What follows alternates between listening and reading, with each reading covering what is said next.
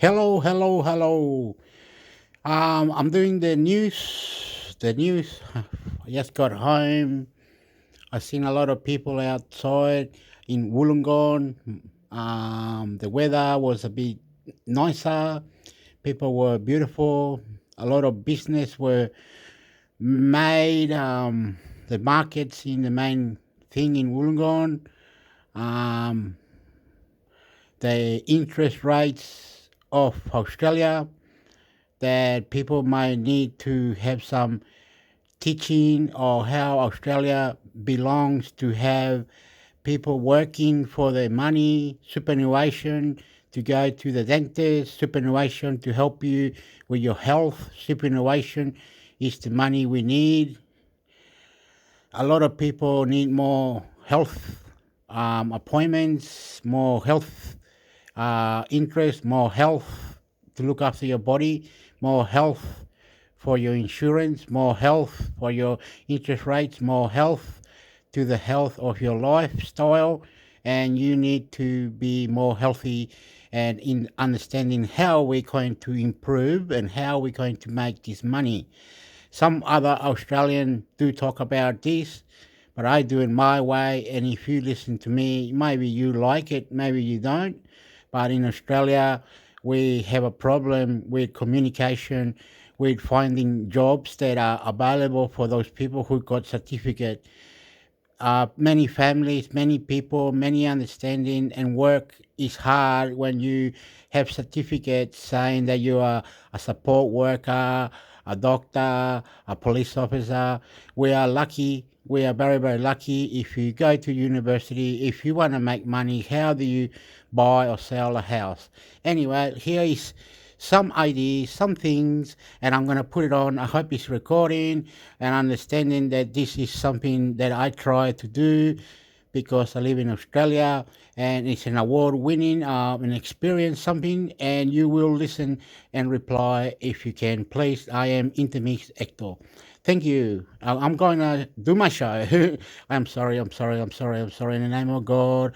Jesus Christ died for us as human. I love you. I love you. Oh, wow. Here we go. Thank you. Some, poop, poop, poop, poop. Ma, sporty. Okay, here we go. Thank you. I got 1, 2, 3 to go, and I'll do a couple of these ones. Have to look for these. What happened? Okay.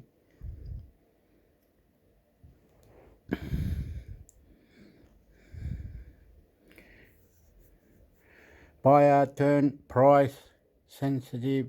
Whoa, whoa.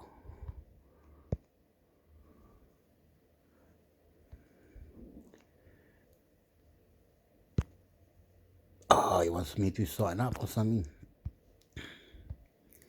I can't be signing up.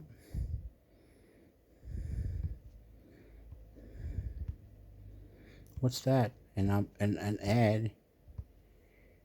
So if I go to say, so that's the ad, or that's just, let me have a look. Let me have a look. Let me have a look. Let me have a look.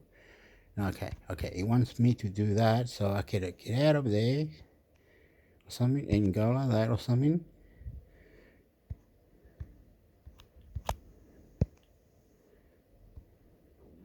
And then on here, Buyers turning price sensitive, with farmers.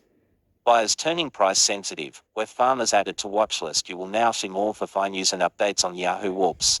Something went wrong. Please try again later. Swipe down to close. Fine in to add to watch list. Retail conglomerate with farmers says rising interest rates and inflation are starting to affect consumer behavior. Even though low unemployment and high levels of household savings are supporting demand for now. The owner of Bunnings, Officeworks and Kmart said retail trading conditions have remained robust with solid sales through the 2023 financial year to date. But it sees some risks on the horizon. Over recent months, shopping patterns and customer feedback indicate some customers are becoming more price sensitive. As they try to manage household budgets, Managing Director Rob Scott told shareholders at the company's annual general meeting on Thursday. We see these conditions as an opportunity for our businesses, which are well known for their everyday low prices, to outperform relative to others in their markets, he added. Sales at its Cashco Bunnings business have been impacted by an unusually prolonged period of wet weather, but overall growth continues to be supported by strong demand from commercial customers. Sales growth from DIY customers has moderated from the high levels experienced through COVID, but remains positive, he said.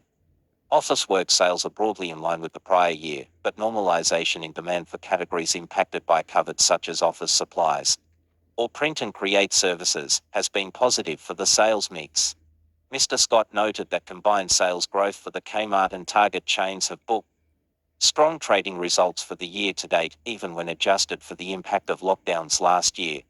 Clark's value and low price points position it to meet customer needs and profitably grow market share in an environment where shoppers are more focused on value.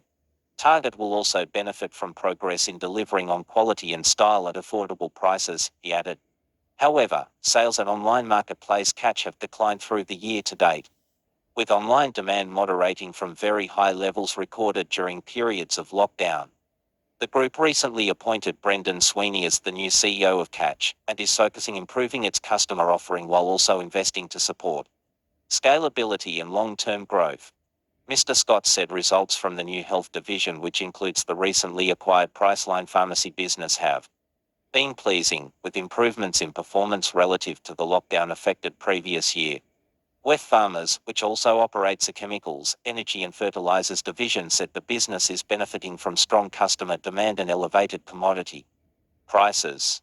Development of its Mount Holland lithium project in WA is meanwhile progressing well, with first deliveries of lithium hydroxide used in electric vehicle batteries expected in 2 years.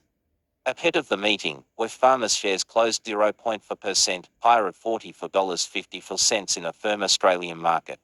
Added to watch list. You will now see more for fine news and updates on Yahoo. Sign in to add to watch list. That was quick, eh? So we are going to make lithium battery. The battery. We're going to make, what do you call it? The thing that goes inside the battery, the lithium. We want to make that liquid for the battery. Um,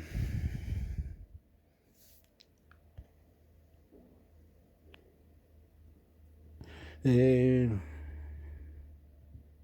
yeah, and also with our pharmacy business and health departments and all this, we need to do something about that the Department of Health will have new price line pharmacy business and pressure and the lockdown is still having lockdown 7 days if you feel like you got COVID or whatever. Anyway, there's going on a lot of Australian who are trying to do this. Anyway, they're living very hard time now, and but more they try, more they work, more they get out, and economically help this country to fulfill its things. Then it's all right. Australia does good. Does good.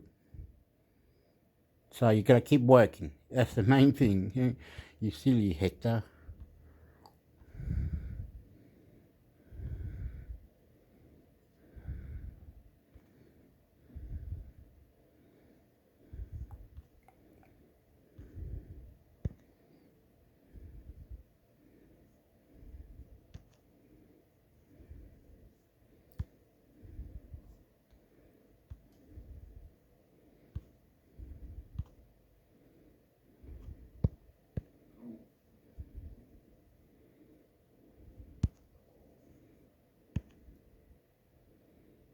Okay, we're going to this one now. Oh, come on. Dogs, Beef Week, Seaweed, 6 weird winners of the budget. While there weren't too many surprises in last night's federal budget, there were some quirky areas that received funding, including puppies. Here are 6 of the weirder things the Albanese government is paying for. More budget news. Budget 2022. Who is new Australian Treasurer Jim Chalmers? Budget 2022. The biggest winners and biggest losers. Budget 2022. Centrelink recipients to get major cash boost. 1. Sniffer dogs. In good news for dog people, the government will provide $11.7 million over 4 years for detected dogs, so they can sniff out prohibited and restricted goods at the border. A further $3.3 million per year will be spent on sniffer dogs from 2026/27 onwards, to help train them up. 2. Beast Week. You could be seeing more steak on your plate with the government committing $12.3 million over 3 years to sponsor regional trade events, including Beef Australia 2024, Casino Beast Week, the Secondary Symposium, Lamex and Hort Connections. 3. Seaweed. The budget has set aside $8.1 million over 3 years to support the sale of seaweed as a low-emissions livestock feed. The funding will support the creation of a national hatchery network, policy reform and research and development activities. 4. Playgroups and toys. Kids will also get a boost, with $12.4 million committed over 4 years to support community playgroups and toy libraries. It includes funding for new First Nations and intergenerational playgroups, as well as to upgrade facilities. This is part of the government's community wellbeing support, and the first time an Australian budget has considered wellbeing measures. 5. Haircuts. Also part of the budget's wellbeing support is free haircuts for people experiencing homelessness. The government has set aside $400,000 over 2 years to support not-for-profit organisation Short Back and Sidewalks. 6. Ethical fashion. The government also wants office to start shopping ethically. It has committed $6.1 million over 4 years to help consumers choose ethically sourced Australian textiles, clothing and footwear. Captions will look like this. Caption language is English. Why is there a second federal budget this year? Usually there's only one federal budget a year. But due to the recent federal election and the Labor Party winning the majority in the lower house, the new government wants to outline their priorities. Follow Yahoo Finance on to see book, LinkedIn, Instagram and Twitter, and What? Did I just hear wrong? That they're having a second budget? That's just a bit odd. No way. Like, anyway, they sound silly, eh? I don't really know why would you be doing that. I just don't understand that. Well, you heard it. You heard it first, and I'm really worried about her. flexible work coming for these offies. Flexible work coming for these offies. Parents, carers and older Australian workers will have more power to negotiate flexible working arrangements. Under a new bill introduced to Parliament today, Labor's Secure Jobs, Better Pay bill will legally require employers to try to reach a flexible working agreement or cease arbitration at the Fair Work Commission.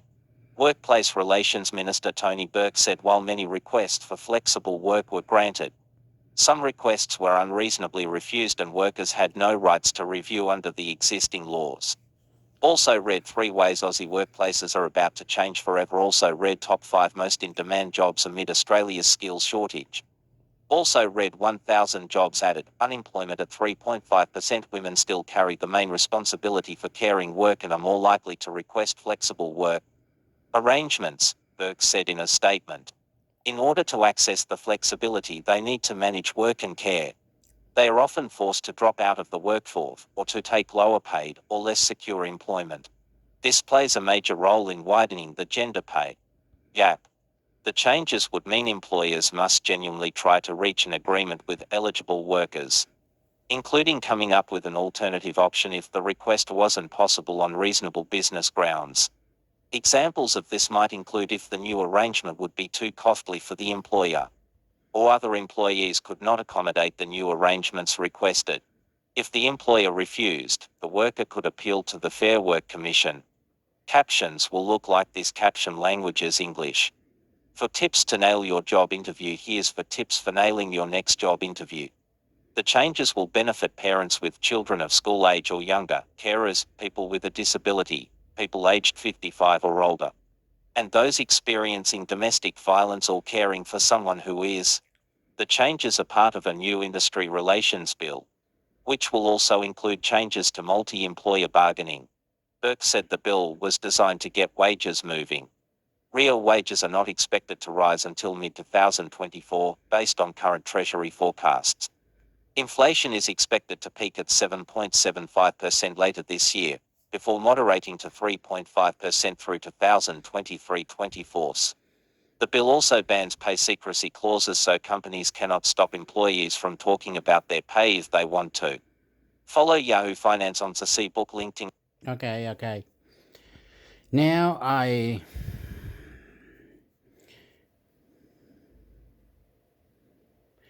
things are more flexible, working relation, finding more work, or you know what I mean. It's really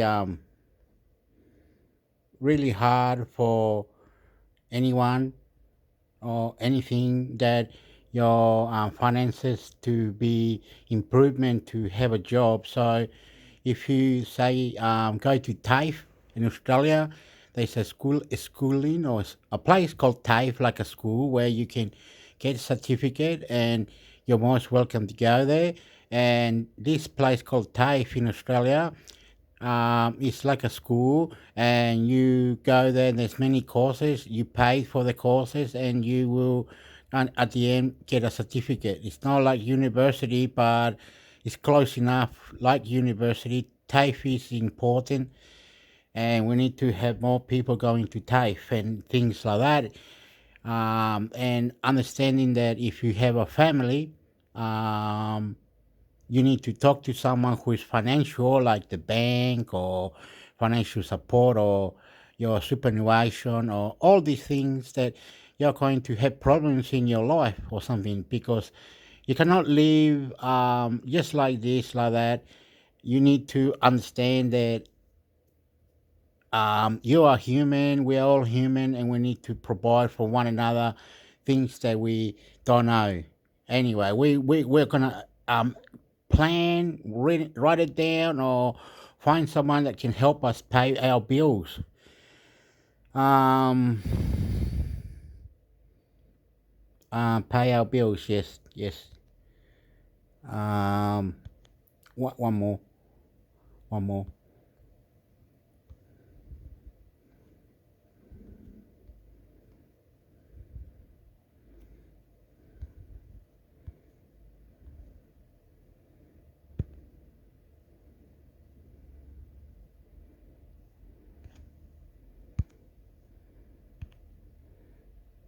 14,400 in cost of living release in the budget, but who can get it?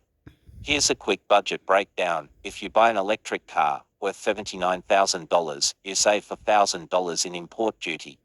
If you have a flock of kids in child care and a high income, you could save as much as $10,000 a year. If you spend a lot of money on prescriptions, you could save as much as $500 a year. Somewhere out there is a high-income person with triplets age 2, a plan to buy a Tesla Model 3 and a chronic issue that needs a lot of pills. This budget is for them. It offers an estimated $14,500 in relief. For the rest of us, I hope there is some comfort in knowing Treasurer is aware of the problems. Further sharp rises in the cost of essentials, such as housing costs and energy, are expected to create pressures for families, particularly for those with lower incomes where these expenses make up a larger share of their budgets, the budget papers said. Rents are through the roof, and many families are struggling to keep up, the Treasurer announced ruefully in his budget speech on Tuesday.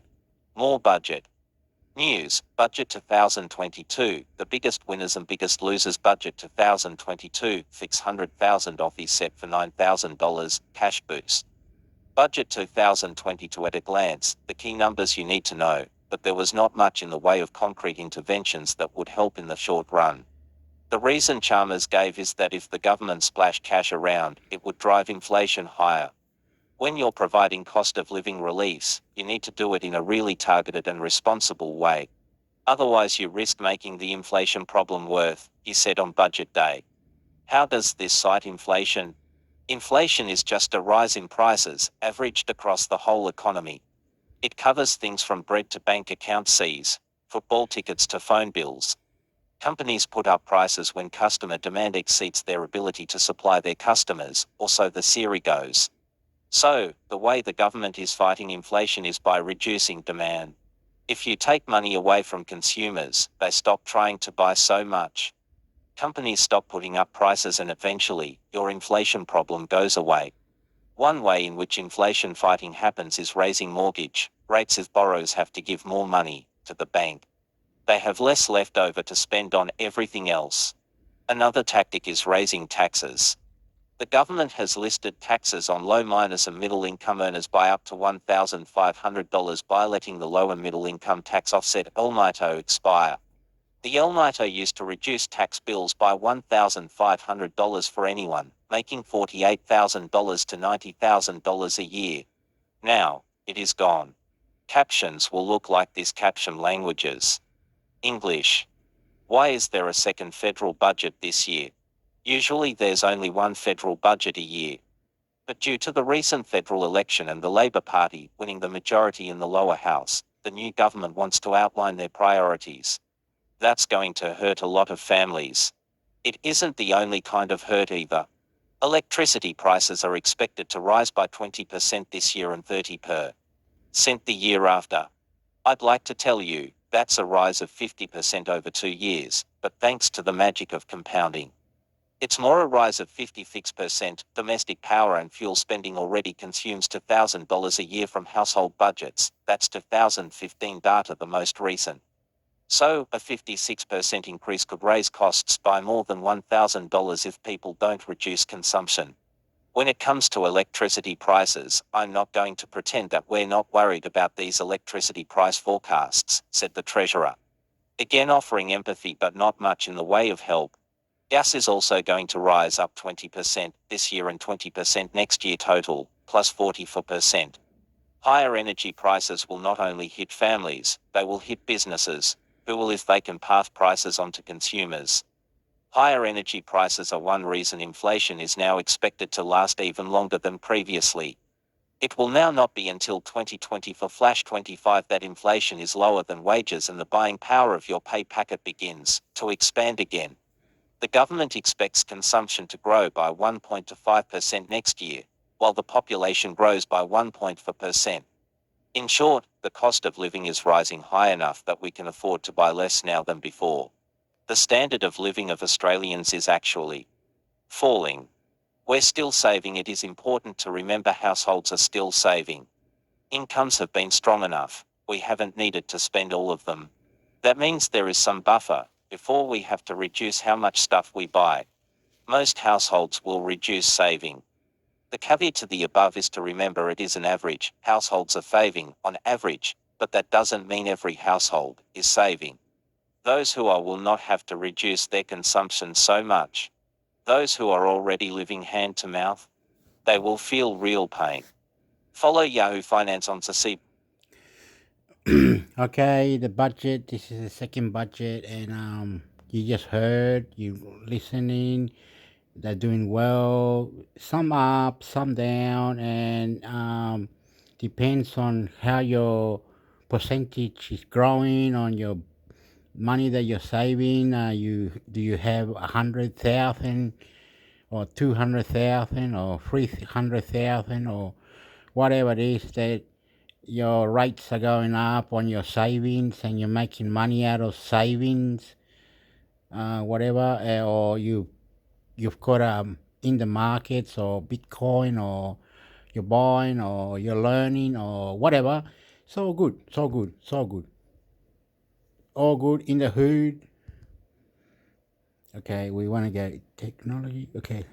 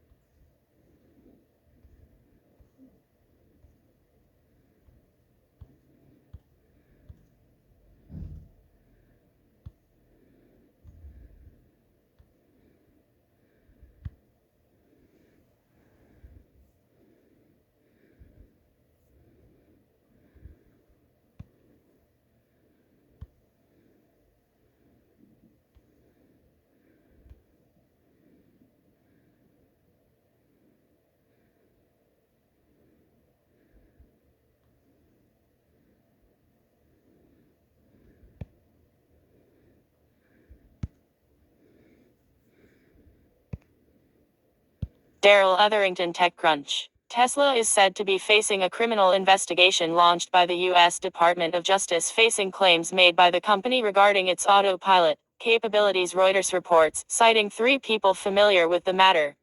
The inquiry was launched last year per the sources and was initiated following over a dozen accidents involving the active use of Tesla's autopilot system, some resulting in fatalities. Tesla, and in particular CEO Elon Musk, have been bold in their claims regarding autopilot's capabilities, the company's so-called full self-driving, or FSD, which is not that at all, by the way, even by the admission of the company's own materials. Beta launched in October of 2020, and now has over 100,000 members enrolled from the larger global Tesla owner population, according to the most recent public numbers. The automaker still cautions users of enhanced autopilot and full self-driving capability that they must remain alert with their hands on the steering wheel at all times and that they maintain control of their car. That said, Musk himself has suggested FSD could be safer than a human before the end of this year in an earnings call from January. It was a reiteration of a claim from a year prior he made on Twitter, noting that FSD would work at a safety level well above that of the average driver this year.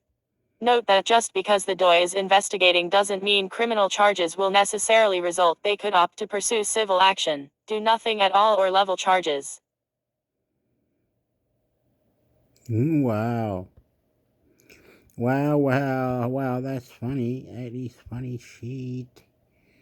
Okay, we did, okay, we have to get out of this one and go to this one. We will have to go for the flood, business. Okay, let's go this one. And then go on to that one, please.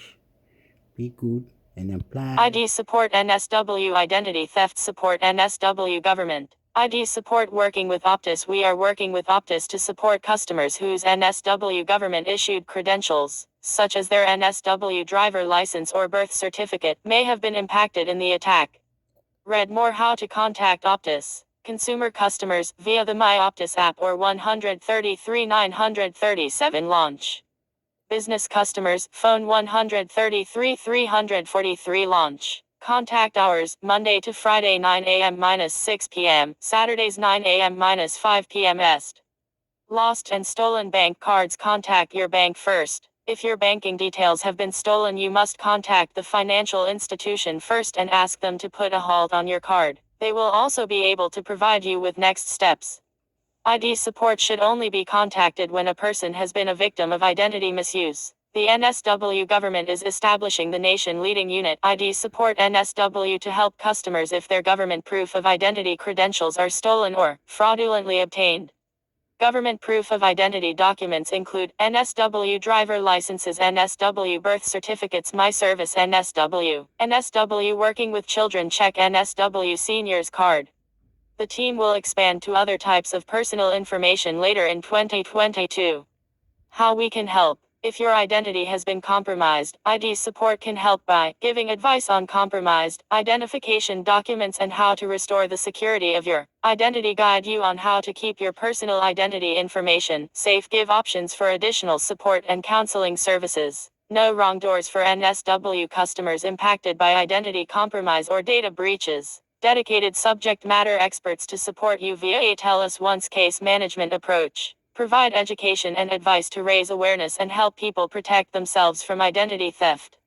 Tips to keep your personal information safe. Tips for your identity safety. As you move through the online and offline worlds, you can take proactive steps to protect your personal information. Learn more on ID Support NSW's tips on keeping your identity safe. Tips for your device's safety. In an increasingly digital world, it's critical that you protect your devices to avoid your personal information being compromised. Learn more on ID Support NSW's tips on keeping your devices safe. Tips on strong passwords. It is important to know what makes passwords strong, how to create them, and other ways to improve your password security. Learn more on ID Support NSW's tips on creating strong passwords. Contact ID Support. If you believe your NSW government identity documents have been stolen or used fraudulently, help is available. Online form. Advice to be a savvy consumer. Unfortunately, some websites are not as genuine as others. East. Common signs of identity theft and how to respond. East. How we collect and store your personal information. East last updated 3rd October 2022. Top off Paga North. Wow. Yeah, wait up. Let me have a look. They have the person that did the cyber attack for Optus, the phone company. They have catch that person. He's a 19 years old, an Asian guy. He lives in Australia. He did a cyber attack, and he tried to compromise with 90 customers with their identification, saying, if you don't give me $2,000, yeah, I will sell your data, your name, and everything. He's been now in jail. This young 19-year-old, he's in jail now, or been arrested anyway, and so things like cyber attack is hard to compromise or do whatever. So if you feel more scared or you feel threatened or you're so beautiful or so wonderful. But anyway, it's your life. You call the shots and you do what you need to do. Clean the caches, clean your settings, clean your emails, look after your internet, make sure it's all clean, or figure out how to be more protected, be more safe, and be more good. You don't want to destroy or criminalize your own safety or whatever it is anyway. So there you go. We need to learn to stop cyber attacks. We need to learn how the building or any other parts is being compromised. So if you are in a situation where you are not improving your finances or things because cyber attacks are happening all the time, it's just nonsense. Like Medibank was attacked, or other companies being attacked. It's just ridiculous. Okay, well, we've done that. Gotta go back to it.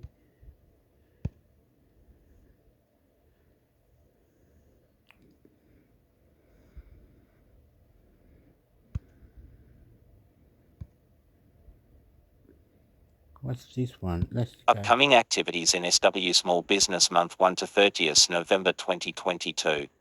Register for an activity near you. Connect for success. This have NSW Small Business Month 1 to 30th November 2020 to 1 to 3 November 2022 in TW TSSS 31 1 to 3 for 5 6 7 8 of September 10 11 of December 13 14 15 16 17 18 19 20 21 20 to 23 20 for 25 26 27 28 29 31 to 3 for 5 6 7 8 of September 10 11. Today clear to 1020 to Jansborough and Julorgsboknavdek. Today clear 2020 to 2029. To 019 to 0 to 0 to 0 to 1 to 0 to 2 to 0 to. What the hell? That's just naughty. It really doesn't do that. Oh, it does. Look. You're stupid. What are you doing, man? What was that about? Well, what did you do that for? You think it's funny? That's if you're going to have a small business, right? And you're gonna sell, say, you're gonna sell computers and or whatever, secondhand cars or whatever. You have to be knowledgeable to do that, because it's gonna cost you a lot of money to buy the business, to start the business, where the business. It's hard. You gotta use your brains more than whatever. No, what the hell? That's naughty, man. That's naughty. It's really naughty. Let's look into this. This is silly. So here, can we look for news then? News and media. There, news and media, amigo. Now, what did I? January, 8 of July. What the hell? Where is this news, man? That's ridiculous, amigo. No way, amigo. I'm not taking this social media, starting a new. Okay.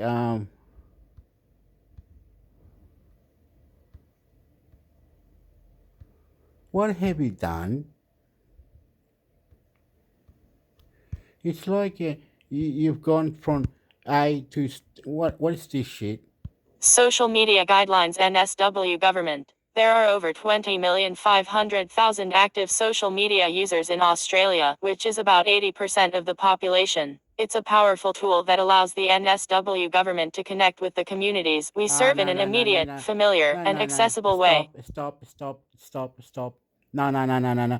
We really don't want to know this because everybody knows about social media. We're talking about the government that needs to build a more safer environment. We want saying get stuff go the political government. No, every building that is run like a special IBM or bank or army or anything, why aren't you protecting your cyber attacks or learning to have humans learning why coronavirus can go away in 7 days? Why is it that it can go away in 7 days? Or coronavirus, you don't need an injection. What's this protesting? We're protesting every day. Now I'm kidding. No, you're pathetic, man. They're supposed to have this here. Look, amigo. Look. They're supposed to. No, one more time, I think. Hey, look, amigo. They're supposed to show you all these good things about the news, but no. It's better not because the news are right here, amigo. Look. Right here, amigo. None of this stupid. The one the government is just saying this that with sly comments, sly writing, but they're not really saying the news, are they? Don't worry. That really pissing me off, and it's not right anyway. No. You think you know it, but no. They're putting this Elon Musk, smart ass who thinks he can control power of technology advance. No, we want Vietnam. We want something different to do the business for us in the earth. Why do we have extraterrestrial or any other technology or saying that Egypt had different gods and they were doing different things? And where all this coming from? The Bible. So if you don't read the Bible, if you don't do nothing about the Bible, if you don't pray to the God or America into fucking you. You know what I mean? It's naughty, dirty activities with Russia, with China, with Bible. God, if you don't bloody read it, you're dead. Fuck up. What if people just want to drink alcohol once every 2 days? Every 2 days, you drink alcohol. Every 3 days, you drink alcohol. Why? So that means when you get to the end and you die, you're going to see God and He's going to up you, get you into a very upset. God, get it right. It's all about the Bible, Quran, religion. Who's got the best? So the best of the best is a God. The best technology is a God. The best technology is an alien. The best technology comes from another dimension. The best technology is out there when Jesus Christ left, or when whoever it is left on the planet Earth. They went to wherever it is, and they will come back with powers, and us can't have powers. If we do that, we will look like them, and we're too advanced. We can't use 100% of our brains. The third eye, do techniques that can manifest ourselves. No, never. We never win. Sick of it, idiots.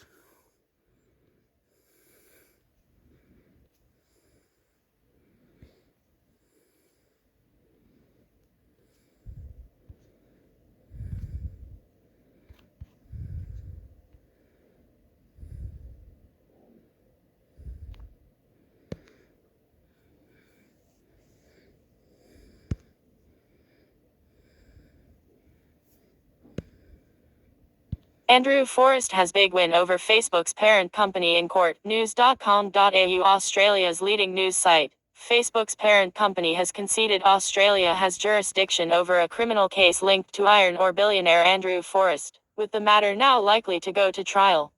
The mining magnate claims the tech giant has failed to stop clickbait advertising scams, which promote bogus investment schemes, from using his image since March 2019. Facebook, which is owned by Meta Platforms, had previously argued the court had no jurisdiction over the matter, but on Tuesday finally conceded that point in Perth Magistrates Court. Mr. Forrest, who is the founder of Fortescue Metals Group, alleges Facebook was criminally reckless by not taking sufficient steps to stop its platform from being used to display scam advertisements used to defraud people. Lawyer Simon Clark told reporters outside court that it was a bit of a milestone day, first time they Facebook actually have conceded jurisdiction in the Australian courts, he said. We're looking forward to just getting on with the committal proceedings. Mr. Clark said he expected the case to go to trial. The matter will return to court on November 4th. Mr. Clark said as far as he knew the fraudulent advertisements were still appearing on the platform, as of a few months ago. Definitely an issue that's long-standing for 3 years and they haven't been able to rectify that, it seems, he said. That's a matter that will be before the court, no doubt. If convicted, the tech giant could face a fine, Mr. Clark added. The Australian Competition and Consumer Commission is separately pursuing civil legal action in the federal court. Meta Platforms is seeking a stay in that matter. Read related topics. Facebook.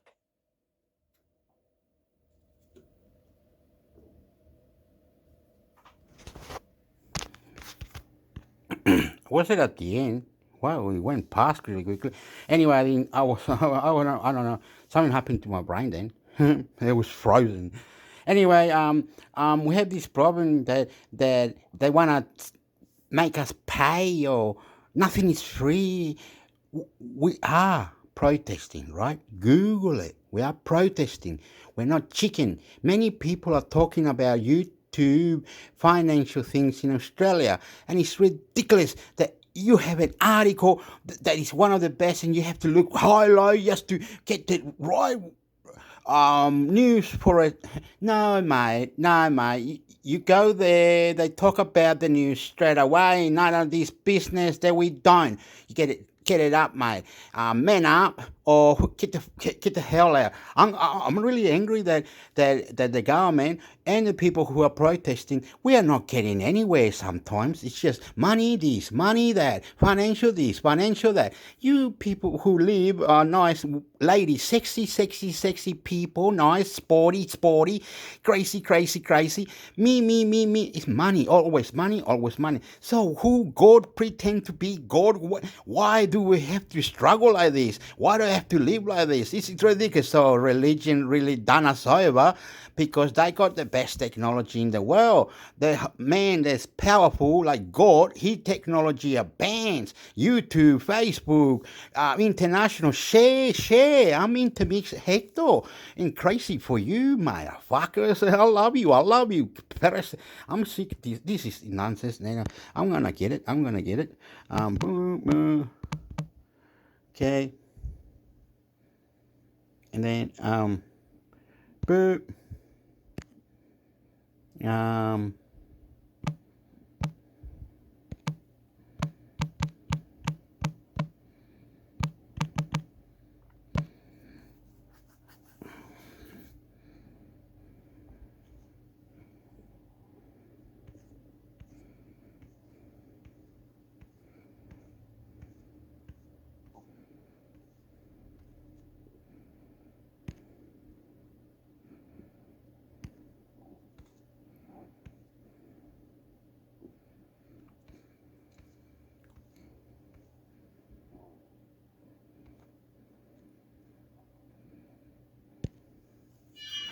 Hi, I'm David Spears, host of Insiders, and our new podcast, Insiders Back to You. Every Friday, a couple of other ABC journalists and I answer your questions about the latest news and the things about politics that have always puzzled you. This is your chance to set the agenda and tell us what matters to you. To hear more, search for Insiders Back to You now. Hi, I'm Sam Hawley, coming to you from the lands of the Gadigal people. This is ABC News Daily.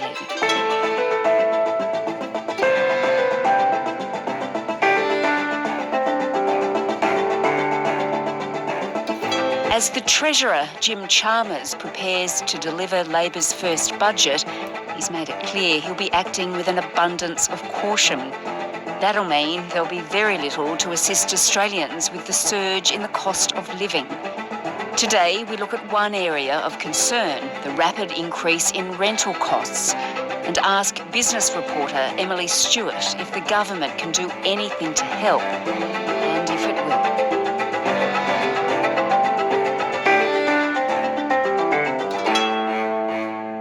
Emily, it sounds like a bit of a nightmare at the moment if you're having to rent. It's even being described as being like the Hunger Games. It's pretty miserable out there for renters, Sam. I've spoken to quite a few of people trying to get into housing. They've made dozens, even hundreds of rental applications in some cases, and they're just not able to get in. So it's pretty horrible. People are living in garages, living in cars. You know, I've spoken to a single mum with a newborn who's couch surfing, and families who just can't find a rental, so they're staying with family. So it's just very, very difficult time for people with few properties available, and at the same time rents are going up. Even for current renters, it's difficult, isn't it, because of those rents going up. So people have got a property, but then the rent goes up and they can no longer afford it. Exactly. So one man I spoke to is a pensioner, Gordon Balfour Haynes. Well, I've actually done the move. I'm on the North Coast now gathering my furniture to take back down. He ended up having to move about 900 k's across the country to find an affordable house. He was living in the same rental for about 5 years, but his landlord increased the rent by $100 a week, and it was going to take up 90% of his pension. There was no point in looking up here. I'd looked for 6 months, and there was just nothing that would cost me less than my entire pension. So ended up just finding something, you know, on the internet, on Gumtree, and moving across the country just to find a house that he could afford. I'd spent the last 30 years or so, or maybe 40 years, very much as a community builder, and I've had to leave all that behind. There goes all my community connections. I even had to leave my partner behind. $100 a week, I mean, that's a really substantial increase in somebody's rent. It sounds like it's a pretty desperate situation for a lot of people right now. What has changed in the past 12 months that's leading to this? Well, we've seen some of the biggest rent hikes in about 2 decades. And what's really startling about this rental crisis is that it's so widespread. So we're hearing from people across all the cities and regional areas too that, you know, they're seeing these high prices and this lack of supply. So a lot of it's because of COVID, of course. So since the pandemic started, we've seen rents go up, you know, 30, 40, even 50% in some areas. And a lot of the time it's those coastal areas that have been seeing the highest price increases. What's happening there? Why is it increasing so much? So the coastal areas, of course, we saw during COVID a lot of people moving to those areas. You know, a lot of people migrated to Queensland. People wanted more space. They wanted to get away from lockdowns in Melbourne and Sydney. And, you know, the coastal areas, of course, are often regional areas. And it's been a really interesting situation, actually, where rents were already starting to rise in regional areas before COVID.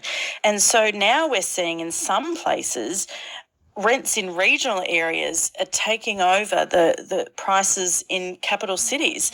For instance, in Queensland, it can be cheaper to rent in Brisbane than it can be in some regional areas, which is pretty staggering. And of course, regional areas have often fewer houses in some of these regional towns. And often a lot of people buy when they move to a regional town, or they had in the past. And so a lot of people own, so there's just fewer rentals on the market, and then there's been building issues and supply issues too. And so this increase in prices has really priced out a lot of locals from their own area, which is also causing a lot of concern. So COVID's really had a huge impact. I mean, what else has COVID done to lead to this shift in the rental market?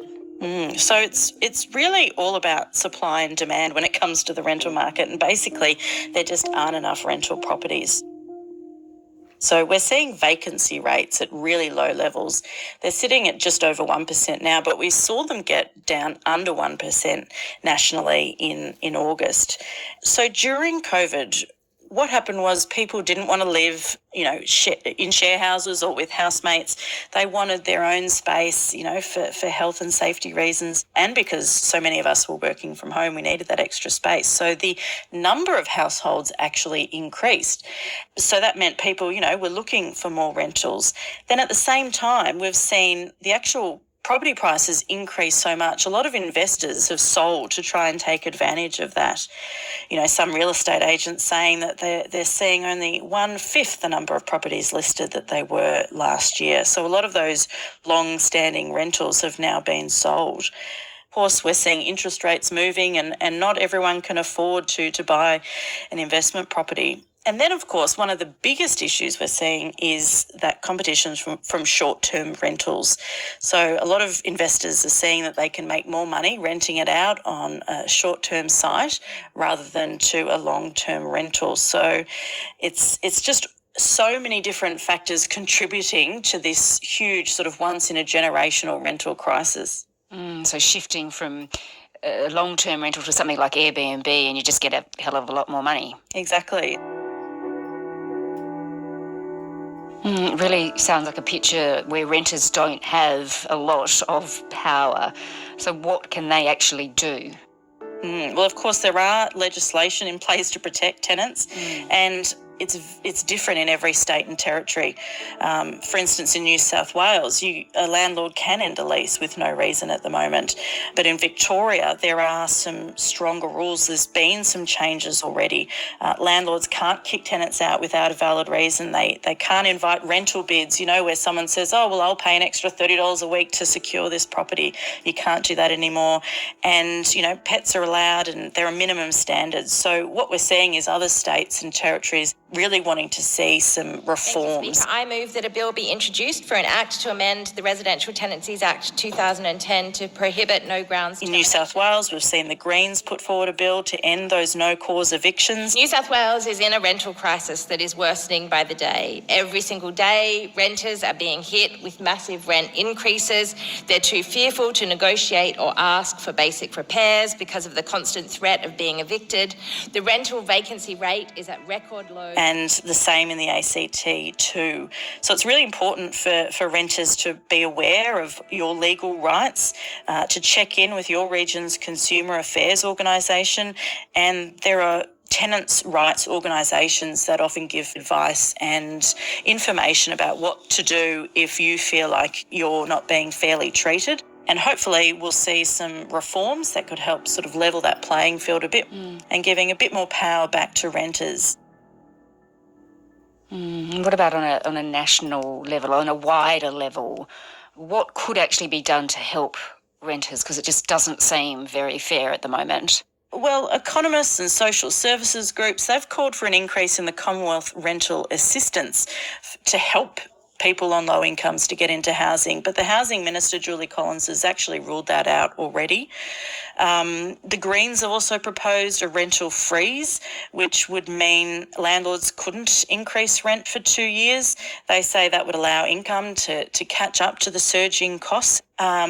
But economists say that a rent cap wouldn't, necessarily fix the crisis. It could actually turn off investors and developers from building new properties and from investing in properties. And the government doesn't seem to really support this idea of a rental freeze. So, Emily, there's a budget coming down tonight. Will there be anything there for renters? We're unlikely to see much in this space. There's been a lot of talk coming from the Treasurer about childcare, about skills, about supply chain issues. Haven't heard much about housing, so there's not a huge expectation that there'll be a solution in the budget. But back in May, you know, the PM did have these election commitments. One of them was the shared equity scheme, where low and middle income earners, they could buy a house with about a 2% deposit and the government would kick in about 40% of the equity. There was only about 10,000 places, so that might not sort of solve the issue on its own. Another promise was around building 30,000 houses, but, you know, the waiting list for social housing is at about 164,000. So there are things that could happen, but we'll have to wait and see what's in the budget. So if there's no immediate action that can fix this or help renters out, what comes next? Rents have gone up 20% this year. Will they go up 20% next year? It could. There's some economists are predicting 10%. We don't really know how high prices can go. So far, there's no sign of those prices slowing down. We've still got all these supply side issues. We're going to see more demand. We're getting more migration from overseas, and that's just going to increase that demand. There is a point, of course, where prices can't just keep rising.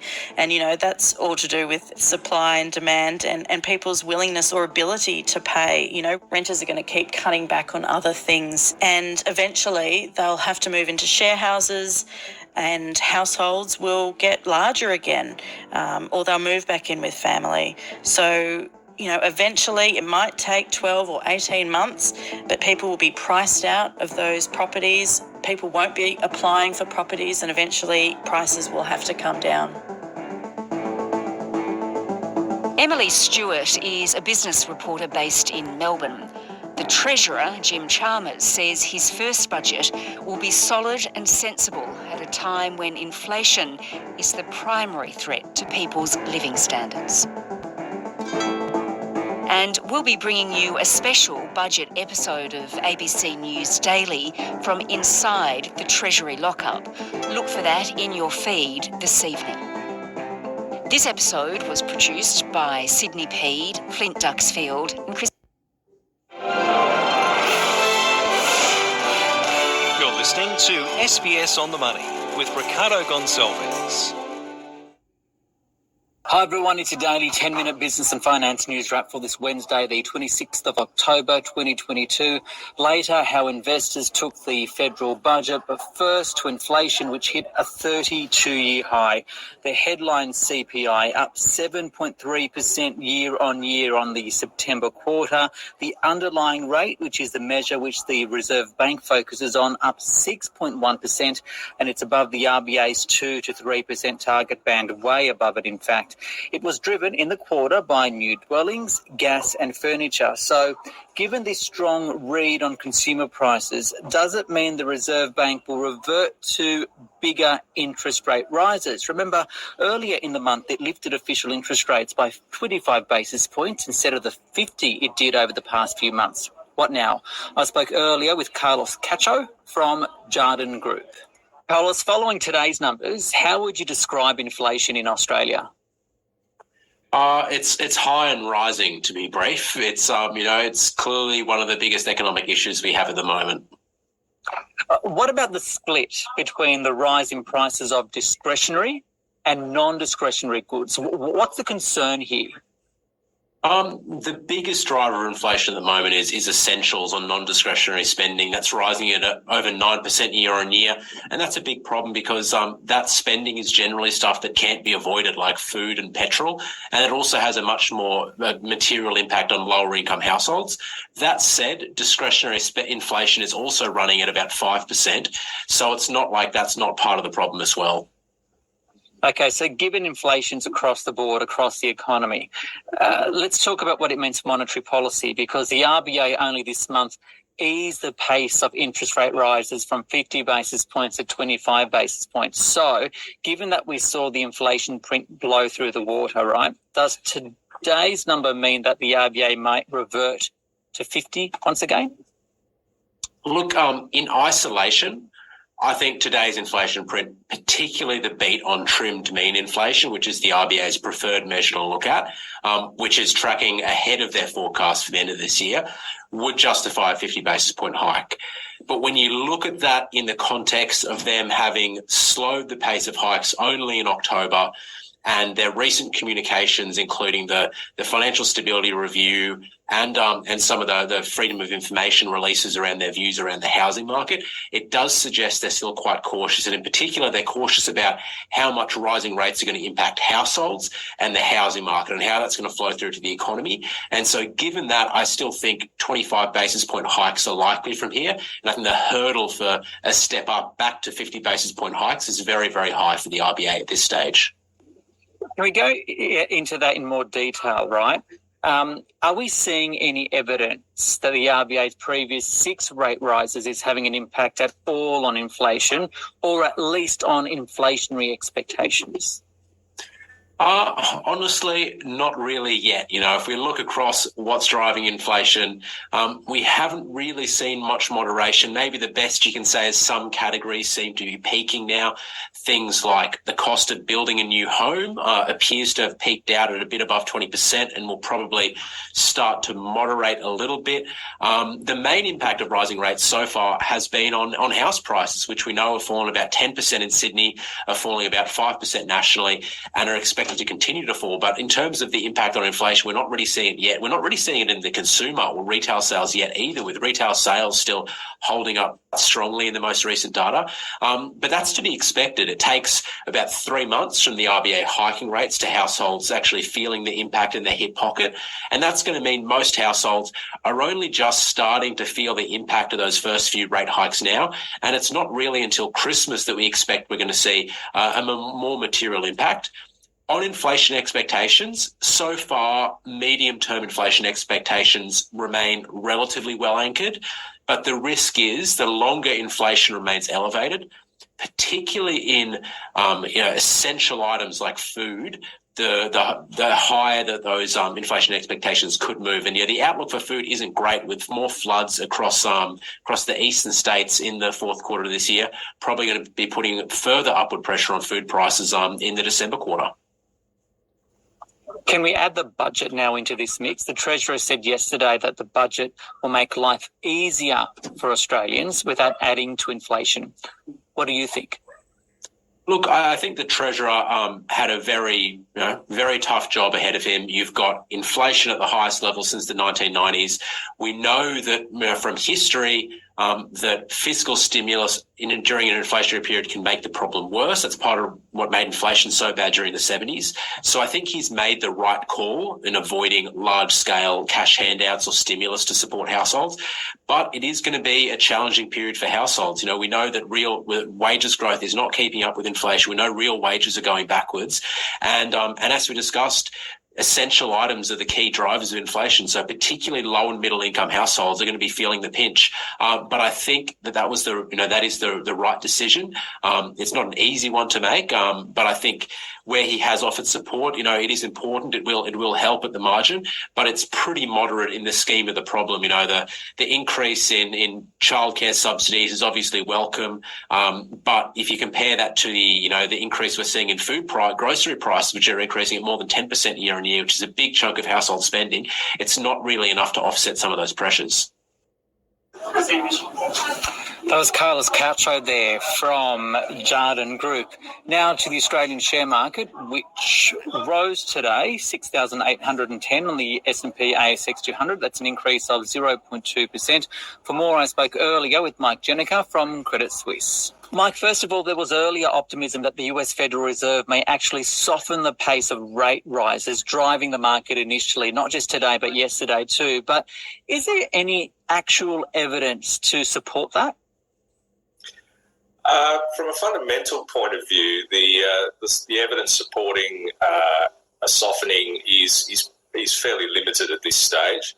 The inflation data continues to surprise on the high side, and third quarter US economic growth has rebounded positively. There have been some higher financial stability concerns. We've had the stresses in the UK, for example, and there are some liquidity concerns in the US fixed income markets. But the problem is that unlike 2019, where we saw significant declines in financial markets in response to Fed policy, in recent weeks markets have actually rallied, and that just limits the scope for the Fed to ease up on its current guidance. So from our point of view, we think that the evidence is pretty limited at the moment. Lots of local factors driving news today, inflation and the budget. Maybe if we start with the budget, are there any share market winners and losers from it? The budget's impact on share markets was fairly limited. Look, the broad parameters of the budget are that the fiscal position is in better shape than many other countries. There is a moderate structural deficit, and the government is intent on making progress to improve that. And so that helped to settle fixed income markets, and companies that are exposed to bonds more directly, such as real estate, have performed reasonably well today. There was a bit of a surprise with restriction on tax-effective off-market buybacks. That's had a limited direct effect.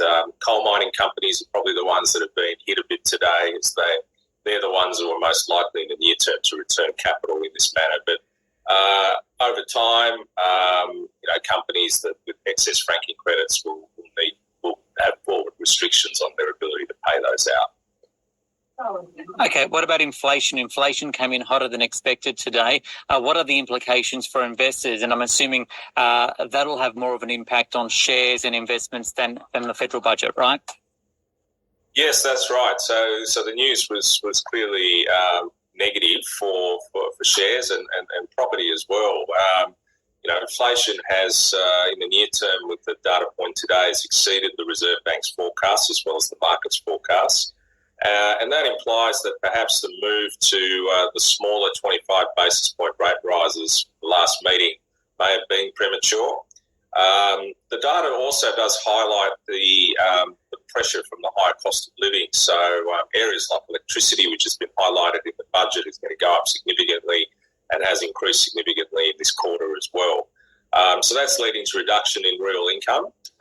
Plus, you've got the added impact of higher mortgage rates. So it's a difficult combination, and it does have negative consequences for property from an affordability perspective, and equities as well, given slower consumer demand remains a risk, and that raises domestic profit risks.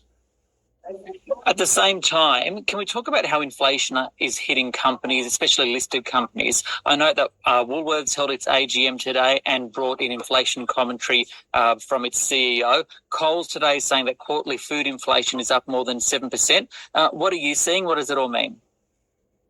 Well, the news from Coles and Woolworths does imply a potential change in the trend. So earlier in the year, many companies were raising prices pretty significantly and experienced limited impact on their volumes. So from a profit perspective and a growth perspective, it was they were doing quite well despite the cost increases and had the pricing power to pass those on. Today's news suggests, though, that volumes are actually now declining as households need to absorb those higher prices within a constrained budget. So Coles, for example, experienced 7% inflation, yet its sales only increased by 2%. So what that suggests is that companies may find it increasingly difficult to pass on large cost increases because the volume trade-off is starting to increase. So the risks to pricing power on the downside. Finally, Medibank's come off its suspension with shares down as much as 17% at one stage following its cyber attack. It's today withdrawn its policyholder growth outlook, expects around $35 million in pre-tax costs, doesn't even include potential litigation. What does this say about the way companies need to start addressing cyber threats, and is this now at the top of shareholder minds? Well, it's certainly being elevated now. So Medibank, unfortunately, is going to be an early case study in a locally listed company managing these risks. It's slightly different to Optus because Optus is a business, it's a subsidiary of a major company listed offshore, so it's in a slightly different category. So a couple of issues are how the company informed the market, that will need to be examined. They made an initial statement that there was a limited impact and then subsequently updated to a more severe impact. So that's not ideal. And in addition to that, we're going to have to see how the business is impacted in terms of how customers respond and also how regulators respond. I mean, the company does operate under a regulatory regime, so that is yet to be seen. It is likely that major public companies with sensitive customer data are going to need to provide investors more detail in how they manage these risks, and companies that are under regulatory scrutiny, such as financial companies, they will also need to provide regulators with more comfort on this issue. So we wouldn't be surprised to see more detail that needs to be provided, more detail on how a company will respond to a cyber attack, and an increase in investment spending in some cases to address deficiencies. That would not surprise, and it would be a mild negative. So there'll be a lot of learnings from this, and we'll just have to see how it evolves. But Medibank will be the early case study, we think. Mike Jenica there from Credit Suisse. Okay, it's finished now. I'm going to end it. Hopefully this will be understanding that lifestyle. I'm intermix, hector, YouTube. I live in Australia, soy chileno. You will learn, you will understand, you will not have this happening because they say they want technology better, cyber, securities and this, that and the other, codes up to code. It's incredible, mate. Incredible how we live now. It's madness. It's madness to the whatever. I'm going to go because it's gone for a long time. Hopefully you love me. I love you. We'll talk about more things. Subscribe to Intermix Hector. Future, love you.